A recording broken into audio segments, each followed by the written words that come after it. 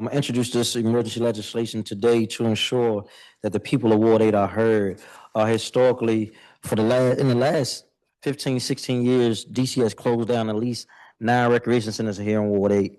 The fact remains that Ward 8 has more youth than anywhere else in Washington, D.C., and the lack of access to recreation for youth and adults, especially our seniors as well, has been detrimental to the community. It's played out in many different ways. The violence in the community, the lack of mentoring, the lack of programming, and youth and young adults just having nowhere to go.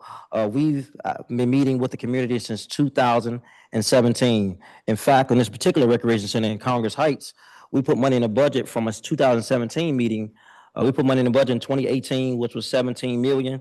Then it got bumped up to reprogram to get more money to 22 million, then 36 million. And so we were told by the executive that that wasn't enough money to get it done because the price of construction and time has passed and it kept getting increasing. So we figured that we kept meeting with the community, and the community always said that they wanted a pool in every meeting that I attended.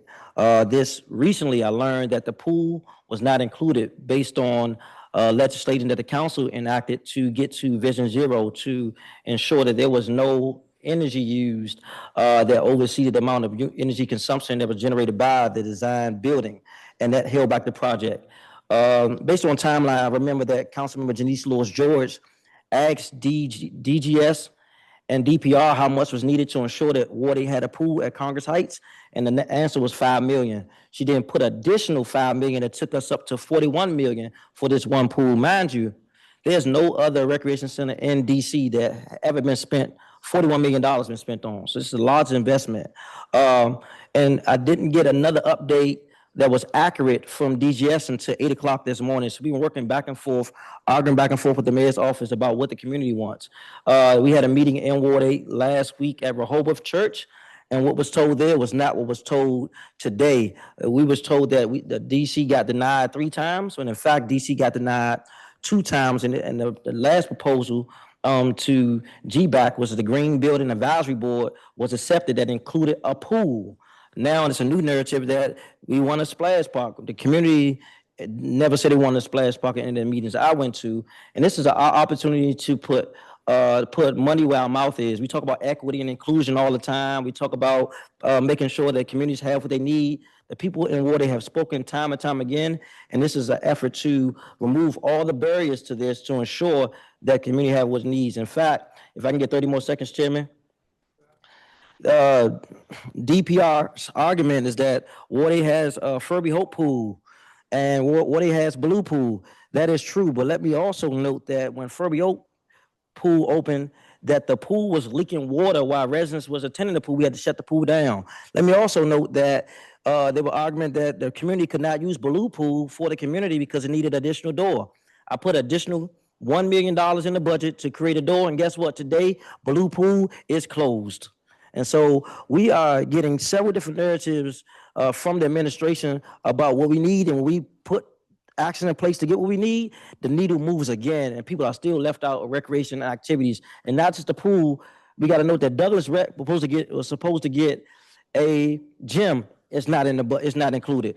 That they were supposed to get the Congress is supposed to get a senior center inside the rec. It's not included in this proposal. So it seems to me that the administration is doing what they want, and it's our chance right now to correct it in this budget. Thank you, Chairman. And I will be asking for a roll call. There was a request for a roll call, Madam Secretary.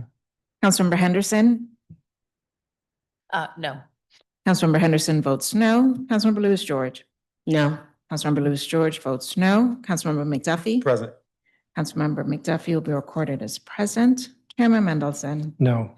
Chairman Mendelson votes no. Councilmember Nadeau? Yes. Councilmember Nadeau votes yes. Councilmember Parker?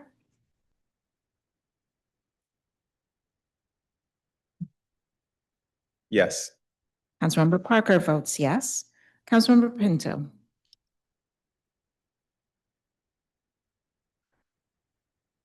Okay, I'll come back.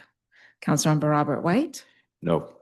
Councilmember Robert White votes no. Councilmember Trayon White? Yes. Councilmember Trayon White votes yes. Councilmember Allen? No. Councilmember Allen votes no. Councilmember Bonds? No. Councilmember Bonds votes no. Councilmember Felder. Yes. Councilmember Felder votes yes. Councilmember Frumin. No. Councilmember Frumin votes no. Councilmember Pinto is absent. Mr. Chairman, there are 4 yeses, 7 nos, 1 present, and 1 absent.